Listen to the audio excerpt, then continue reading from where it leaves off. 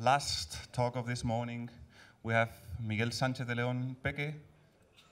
He will talk about Python for developing a real-time automated trading platform. So it's about making money? Yes, a lot of money. Fine.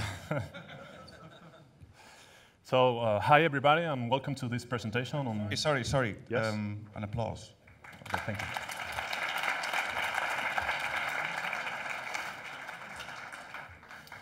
So hi, everybody, and welcome to this presentation on Python for developing an automated trading platform for real-time operation. I'm really excited to be here, so I'd like to take this opportunity to thank OpenSystemas, which is the company I've been working with in this project, and in particular Fernando for the last 2 years, and for allowing me to come here today and talk about this project. So I hope you enjoy it. First of all, a little bit about us. As I said, this project has been developed in OpenSystemas, and in particular in the Research and Development department, which is led by Fernando Monera Daroki, who is among the audience today. I don't know where he's sitting right now. Okay, right there. Hi. A little bit about me as well. My name is Miguel Sánchez de León Peque. I'm an industrial engineer with background in electronics, automatic control, and computer science. And I feel passion for programming, data analysis, statistics, and machine learning. I started programming with Python about 2 years ago, exactly when I started working with OpenSystemas.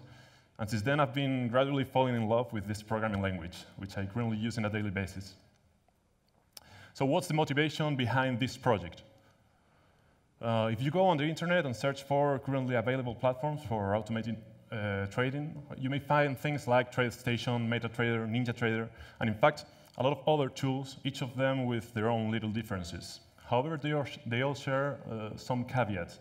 So for example, they are proprietary, and they are very heavily desktop-oriented. So many of them cannot even run if you don't have a desktop environment. And do they provide Linux support? Well, I think you guessed it right. Most of them, no. Even many of them do not provide non-Windows support. And the most important thing, can I use Python to create my strategies? And the answer here is a big no. So what we wanted to have control over our own tool. So we needed to be able to modify it at will. So we needed the source code. We wanted it to have an optional graphical user interface, non-mandatory. And we wanted it to be multi-platform so that we could run it on different operating systems, or at least the major operating systems. And of course, we wanted it to be programmed in Python. So is this possible? That's the question. And the answer is yes. We'll see how. So allow me to introduce you to OS Markets. OS Markets is a broker-independent platform for real-time automated trading. Broker-independent means that it should be able to run with any broker available out there, as long, of course, as the broker provides you with a convenient API to interact with. It is implemented over OSBrain. We'll see later what OSBrain is, but for now, I think it is sufficient to note that OSBrain is what is called a multi-agent system, in which you have different agents or actors which are running independently and which communicate with each other using message passing. It is designed for real-time automated trading. That means it must be fast, which it is, and it must be robust. So you must be able to implement high-availability agents if you want to, and also if an agent at some point crashes, you want the system to keep on working. You don't want to affect the rest of the system, so that you can recover that agent, and all the system will still keep working. So here's an overview of an example of an OS market architecture. As we can see, the input of this system is just the market data, the raw market data, and in the output, we will have the market orders, such as, for example, buy or sell. So these little circles in there are the actual agents or actors, and the arrows in between them represent the message passing for communication. Inside the circles, you can see some names, which are the roles that the agents are playing. These agents are specialized in some role. So let's start with the one on the left, which is called the feeder.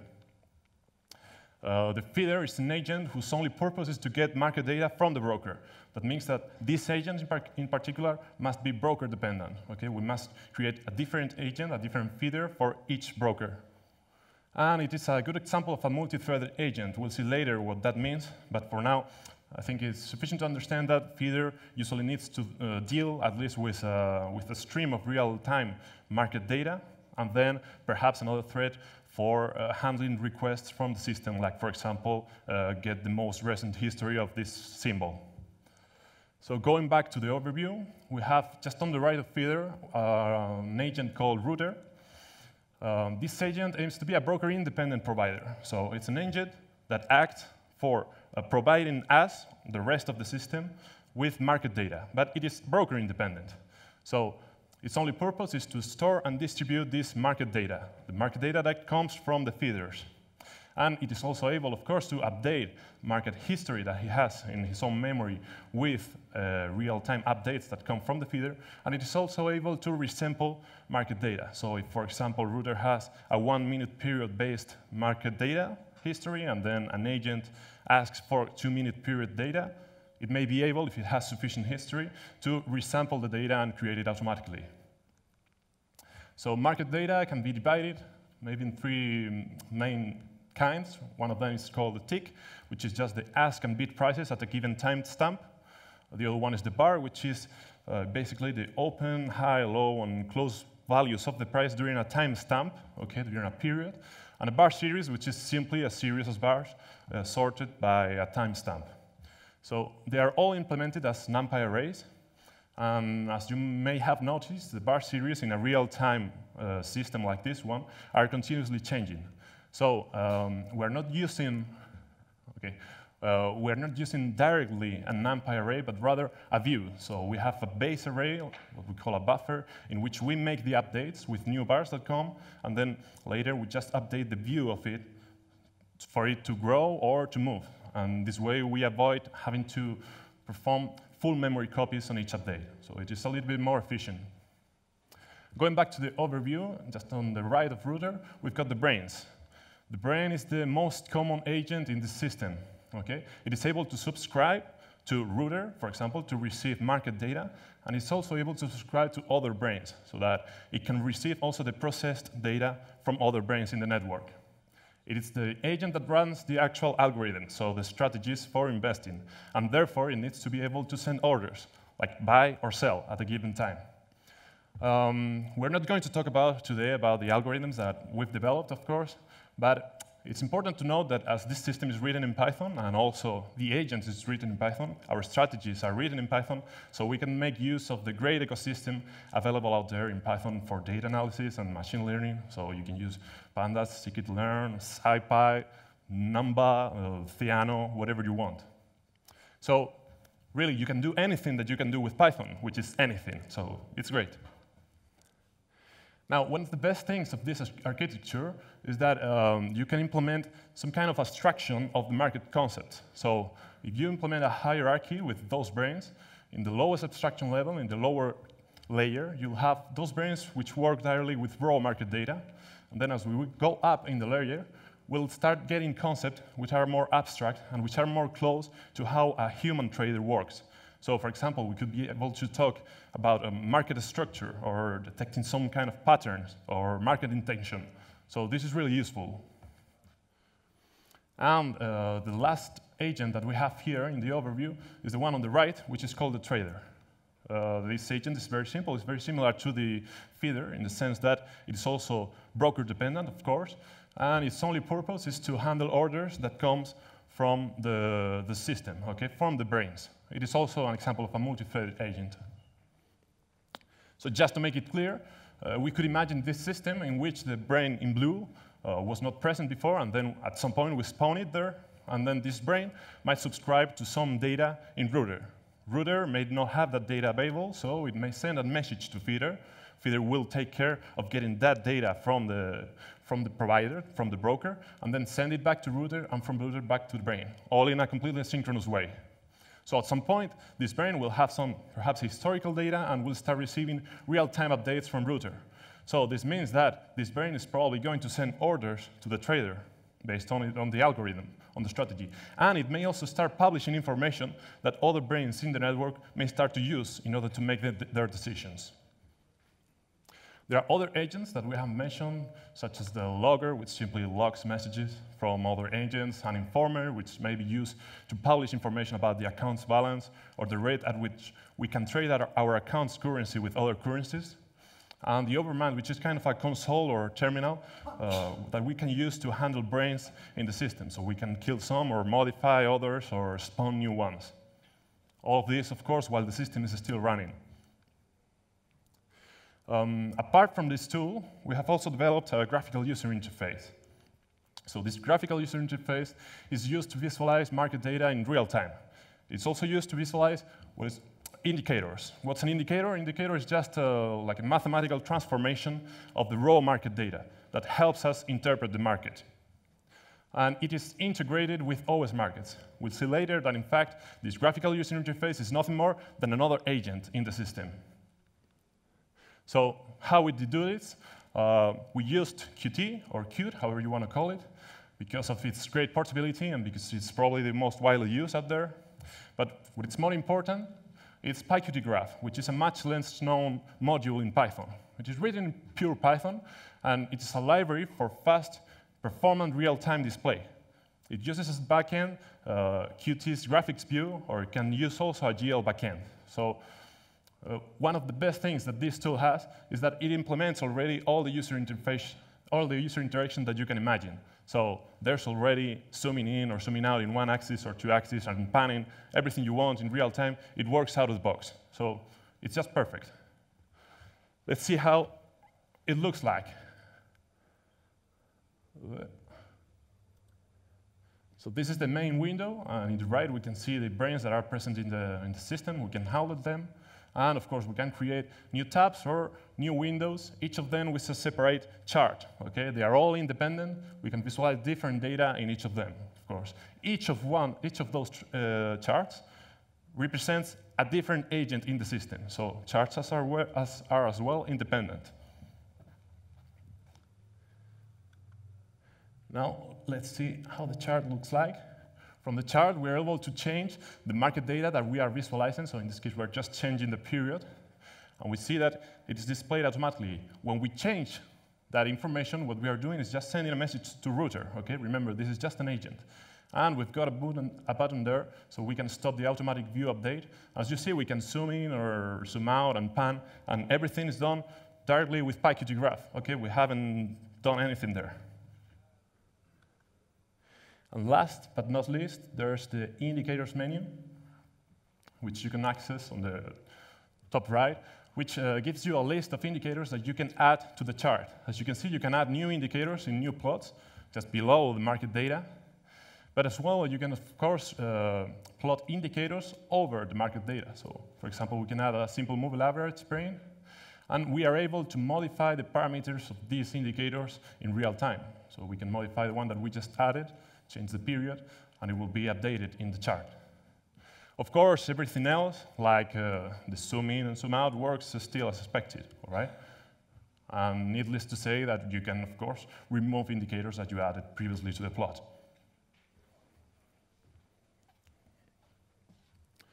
So let's continue.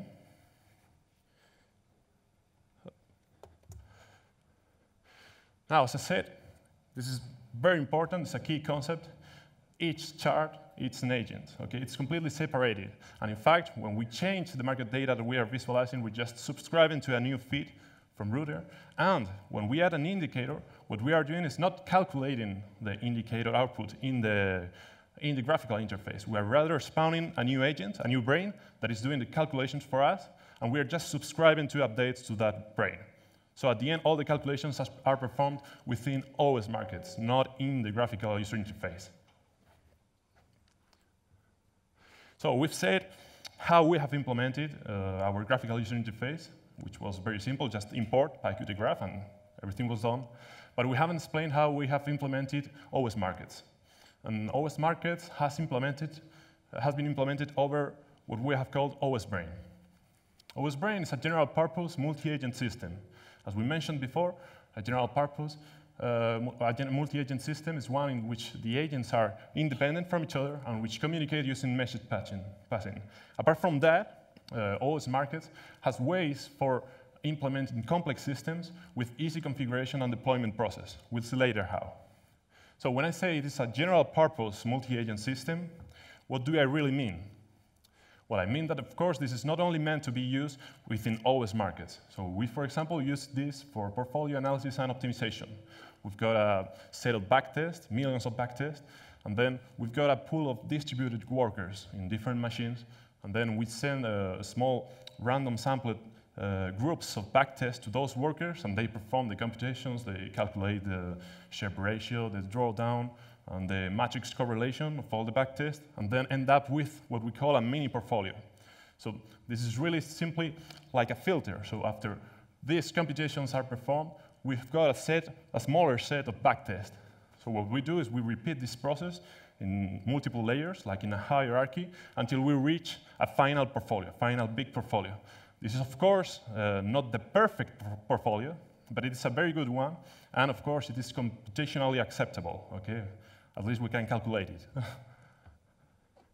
So we also said that in this system, agents are independent. So the question is, are there processes, are there threads? Or if you were at the GEMS workshop on Friday, you already know what the GIL is. And if you don't, better for you. Your life is much better. So the decision here was very simple. As the most widely used implementations of Python, which are probably CPython and PyPy, both implement the GIL, we had to use processes in order to avoid hitting performance issues. We also said that in this system, agents communicate using message passing. So how do they do that? They do that with ZeroMQ. And why? Because it is so cool that if you don't have a project that needs it, you should make one. That's the main reason. But apart from that, of course, there are others. So, for example, it provides us with higher level sockets than raw sockets. We don't have to create that annoying buffer and start receiving parts of a message. We just receive the full message. It is also completely asynchronous communication. And one of the most amazing things about ZeroMQ is that it allows you to connect from a client to another server that it is not already binded. It is not binded yet. It also implements multiple patterns that are commonly used, such as the request-reply pattern, publisher-subscriber, pull-push, etc. You can change the transport protocol also if you want to optimize communications between threads or between processes or between machines. And also you can use multicasting if that's what you need. It's also multi-language because it is a library implemented in C++, C++, so you have already a lot of bindings for your favorite language. So you don't have no excuse. It is, apart from that, multi-platform and scalable. So yeah, it is not a bad piece of software. Now, for what we know now, we can have an idea what a basic agent is. We know that it is a system process. We know that it implements methods for easy binding and connecting, because that's what we want. We want them to connect to other agents in the system. And we can bind and connect using different patterns, different communication patterns from ZeroMQ. So request reply, publisher subscriber, etc. Normal agent activates on incoming messages. So usually the agent is just polling for all input sockets and waiting for a new message to arrive in order to start processing, okay, in order to activate itself. And multi-threading may be used within the agent. We know that it is a process, but we can use multi-threading and still avoid concurrency, because we can communicate those threads using ZeroMQ as well and using what is called an in-process socket. So we also said that it was very easy to configure and deploy this system. And how is that? Is it true? Well, we know that agents are independent, but however, we need them to know the addresses of other agents in order to connect to them. So should we make, for example, a configuration file? That's not the solution, because there may be many sockets. There are many agents, many sockets, so we don't want to do that. That's very tedious. And in fact, for most agents, you are not really interested in fixing the address. You just don't care. If you could just assign a random address, that would be much simpler, much convenient.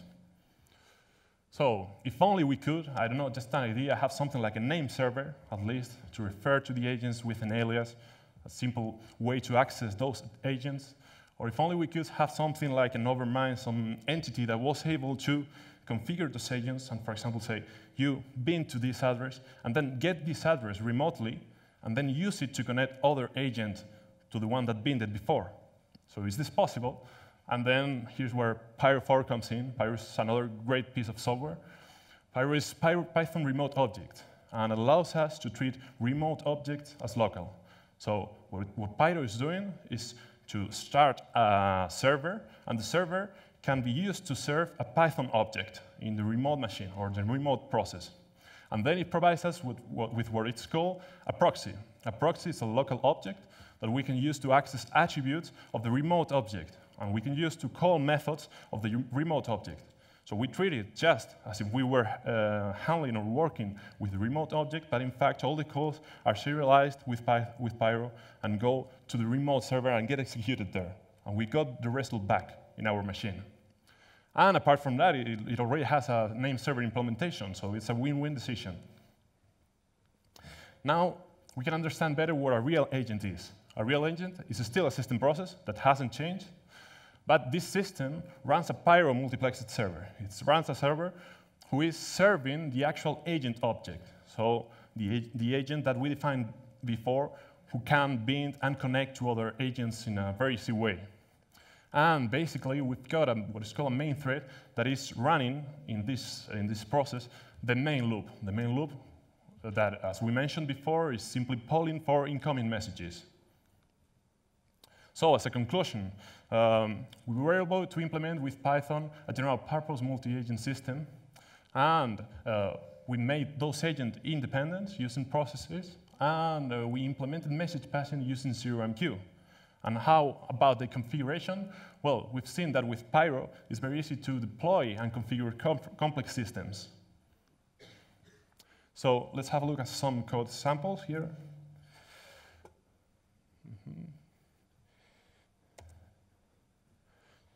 Let's jump to the second sample here. So this is a very simple example. We've got two agents. One of them is what we have called a pusher, and the other one a puller. Those are the aliases. And we're simply sending a message from the pusher, which is a hello world, and then from the puller, we're just receiving the message and print it out.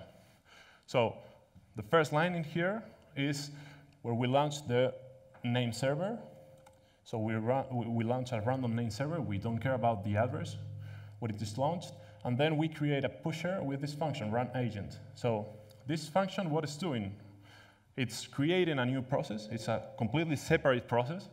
And what we got in return is the proxy to the remote object, to the remote agent that is running. Okay? And the same with the puller. We're just getting another proxy to access that remote object, which is running in another process. So it is a remote object. And then in here, what we do is we execute through this proxy a method, a remote method, which is, in this case, the binding. And we wanted to create a binding that uses the ZeroMQ pattern push. So as you can see, we're not specifying the address. We just wanted to bind to a random address. And we get that address in return. So even if it's a remote call, Pyro is serializing the address back to us so that we can have it in our configuration script. So we can use it later to connect the puller to this address. This is also, when we say puller.connect, this is also a remote call, okay? And we can have a look here at the implementation of the functions. So, for example, as we can see here, we are configuring the remote agent and the pusher in order to change its behavior. It's something that we can do as well. What we are doing here is we are changing the method idle. The method idle in an agent normally does nothing by default. And what we are doing is we are telling the remote agent to use this function that we defined there, which will log an information message, saying just sending a message, and then we'll send actually a message, a hello world message. So we are serializing this function that we have defined in here, and the remote object is modifying its behavior in order to use it. And then, when we connect the puller in here, the last line, we give as first parameter the address, and then we pass another parameter, which is the handler, which is implemented here. So we also define the handler in this file, and we tell the agent that when it receives a message, it should just log an information, log a message saying received, and then the message that it received. This is just the same example as before, but in this case, instead of configuring all the system using proxies, we might want to do the configuration using subclassing, inheritance. So what we're doing is we're just creating a new class based on the base agent class And then we tell this agent on initialization, first of all, bind, so create a new push socket. And then on idle, what should we do? When we are idle, when we don't receive input message, just log the information message, send in a message, and send a hello world message. So the only difference is that here, after we created the random server, when we execute the function run agent, we are passing a new parameter, base. So we are just telling the remote process to create an instance of this new class. Okay? So we are free to use either subclassing if we feel comfortable with object-oriented programming, or we're free to use also the proxies. And as a last example, we're going to see here an always marked example, not an always brain. So in this case, we are subclassing brain, and we are just implementing one method. This is a stupid example. Don't use it, of course, in real life. And we are implementing an algorithm in here in which if the close value, if the close price at this moment is higher than the close price before, we're going to buy, otherwise we're going to sell. Very stupid, but also very simple. As we can see, there's a call here, send order, which, as you already know, will send a message to the trader, and the trader will take care of executing this order against the broker. So down here, how do we start an always market architecture? Well, in this case, we're using an architecture that is made to interact with Oanda, which is one of the brokers available out there. And then we're telling the system to start streaming some euro-dollar information, market information. And here's where the magic is. We're executing this method, which is add brain, and we give the brain name. We tell also the system to use this new class that we created above to create this agent. And then we can access the proxy to this agent, to this brain, simply like if the system was a dictionary. Okay? It's just a get item implementation. So we, for example, can change the attributes of the remote brain. We can set the debug attribute to true. And the last line is the most important line. We are telling the brain to subscribe to router so that it can start receiving data of euro-dollar with a 1 minute period. And so, as a final conclusion, we were able to implement a fully functional real-time automated trading platform just using Python, and I think that in a very convenient way. So Python has been proved to be a great language for this particular problem. So that was all. If you want to find some references, they are here in the presentation. It is not all uploaded to GitHub, but it will be, probably on Monday. And if you want to find the contact information so that you can send us an email to Fernando or to me, or if you want, in case you want to have a look at our websites, our blog, or in case you want to follow us on Twitter. So that's it. Thank you very much for your attention, and if you have any questions, comments, suggestions.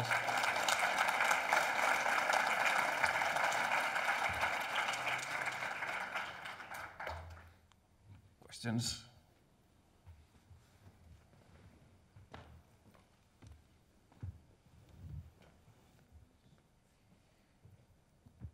Hi, thanks for the talk. I'm interested, how does it compare to Quantopian? Because Quantopian looks to be doing kind of similar things, not exactly the same, but in Python also. Yes, Quantopian, if I'm not mistaken, okay, because it's been a while since the last time I had a look at it, it gives you an implementation so that you can perform backtests. So that might be a great tool. I don't know, I don't really use it, but this is meant to be a real-time trading platform.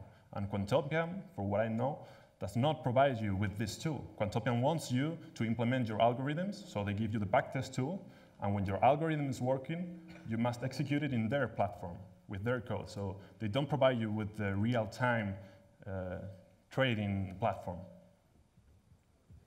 Well, I have an opinion on that. Maybe it's because they want to get money from it. Yeah, it's normal, of course. But that's the reason why this is different, or why we cannot use, of course, Quantopian for this. I just wanted to say that I like that this being open source, because those projects usually spend a lot of time as closed sourced, and people is not able to look at them, or they don't go to talks or something like that. So, congratulations. Okay, thank you. Another question around here? So let's thank the speaker again.